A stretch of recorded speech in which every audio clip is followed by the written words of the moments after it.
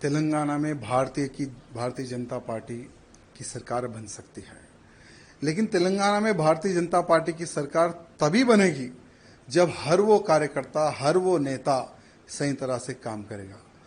आज booth level में हर वो कार्यकर्ता पूरी जान लगाकर भारतीय जनता पार्टी के समर्थन में वोट दिलवा रहा है, कार्य कर रहा है। लेकिन जब कोई बड़े पद का जब चयन होने का जब समय आता है, जब तेलंगाना राज्य के प्रेसिडेंट का डिक्लेरेशन का जब समय आता है, तो कम से कम पार्टी यहां नहीं सोचती कि हमें कैसा प्रेसिडेंट बनाना चाहिए। हम बार बार यही बोल रहे थे कि भाई बूथ कार्यकर्ता से लेकर अधिकारी तक चर्चा होनी चाहिए। चर्चा होने के बाद में हमें एक ऐसा प्रेसिडेंट चाहिए जो एग्रेसिव हो। यहाँ तेलंगाना में हिंदू मुस्लिम भाई भाई वाली राजनीति नहीं चलती है, तेलंगाना में सिर्फ हिंदुइज्म चलता है। और जो हिंदुत्व की बात करता है ना, तेलंगाना की जनता उसको सर पर बिठाकर आगे चलती है। चाहे हमारे प्रधानमंत्री मोदी जी हो, हमारे अमित भाई जी हो, जेपी नड्डा जी हो, उन्होंने कईयों सभाएं तेलंगाना में की है। हर सभा में हजारों की संख्या में, लाखों की संख्या में उनकी सभाओं में कार्यकर्ता आते हैं यहां सुनने के लिए कि देश धर्म समाज के लिए आज भारतीय जनता पार्टी क्या कर रही है और क्या करेगी। वहां संदेश सुनने के लिए सभी कार्यकर्ता आते हैं।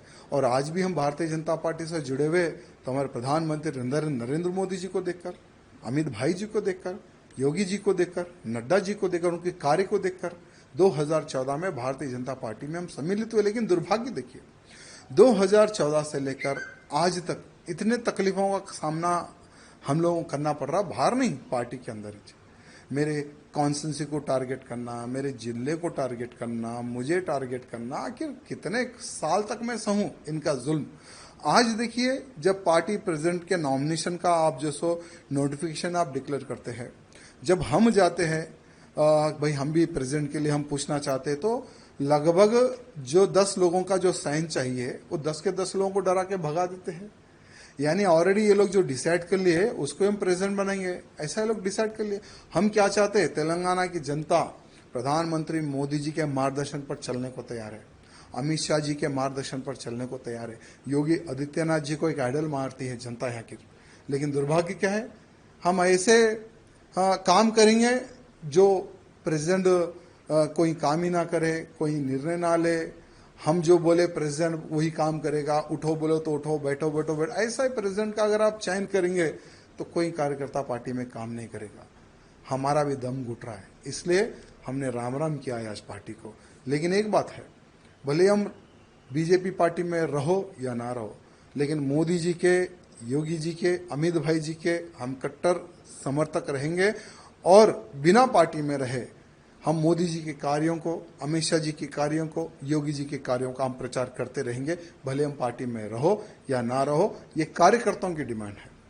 कई महीनों से कार्यकर्ता कैसा प्रेसिडेंट चाह रहे थे जो हिंदूवादी हो, जो हिंदुत्व की बात करे, जो हमारे कार्यकर्ताओं की सुने। आज लव जिहाद बड़े पैमाने पर हो रहा है तेलंगाना में, गौ हत्याएं बड़े पैमाने पर हुई है तेलंगाना में, लैंड जिहाद बड़े पैमाने पर हो रहा है तेलंगाना में।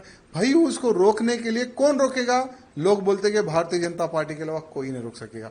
भारतीय जनता पार्टी की सरकार आएगी तो ही तेलंगाना का हिंदू सुरक्षित रहेगा। लेकिन भारतीय जनता पार्टी की सरकार कैसे आएगी?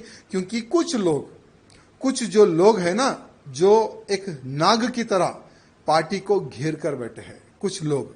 ये कुछ लोगों का इलाज जब तक केंद्र के जो हमारे अधिकारीगण हैं, जब तक ये कुछ लोगों का इलाज नहीं करेंगे ना, ठीक है, आज चलो हम तो पार्टी को छोड़ दिए, हमारा कोई वजूद था ना है ना रहेगा।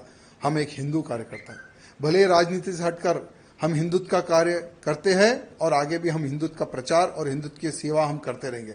लेकिन उन कार्यकर्ताओं का विचार करने की आवश्यकता है जो एक विश्वास के तौर पर भारतीय जनता पार्टी से जुड़े हुए हैं। इसलिए हमारे प्रधानमंत्री मोदी जी से, अमित शाह जी से निवेदन करना चाहूंगा कि पूर्ण एक बार विचार करें और भारतीय जनता पार्टी का अध्यक्ष कैसा होना चाहिए ये मैं नहीं, हर वो बूथ कार्यकर्ता, हर वो अधिकारी, हर वो जो पार्टी के लिए जो खून बहा है, उनका एक समावेश, एक मीटिंग करने के बाद में उन कार्यकर्ताओं का आप इलेक्शन कीजिए, उन कार्यकर्ताओं से आप प्रपोजल लीजिए। तब देखिए कैसा प्रेसिडेंट यहाँ के बीजेपी के कार्यकर्ता, बूथ कार्यकर्ता चाहते हैं, ये हमारे केंद्र के अधिकारियों को पता चलेगा। आपका आगे कार्रवाई कैसे होना है? सर? देखिए, कुछ नहीं, हमने किशन रेड्डी जी को यहाँ कहा कि आपके ही हाथों से हम पार्टी में ज्वाइन हुए थे 2014 में, और आपके ही हाथों में हम रिजाइन दे रहे हैं, हम पार्टी के बाहर जा रहे हैं, क्योंकि ये मोनोपोली जब तक पार्टी में बंद नहीं होगी तब तक पार्टी सत्ता में नहीं आएगी।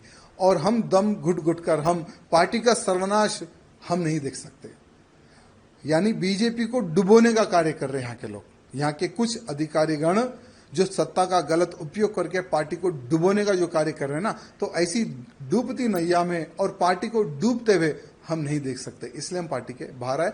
आगे का हमने किशन रेड्डी जी को रिक्वेस्ट किया है कि आप स्पीकर को भी एक पत्र लिख दो कि राजा सिंह बीजेपी का विधायक नहीं है, उसको सस्पेंड करो। अगर किशन रेड्डी जी वो भी अगर काम कर देते तो उसका भी हम समर्थन करते हैं। बाकी का हम एक हिंदू नेता है, धर्म प्रचार करना हमारा काम है, वही करते रहेंगे।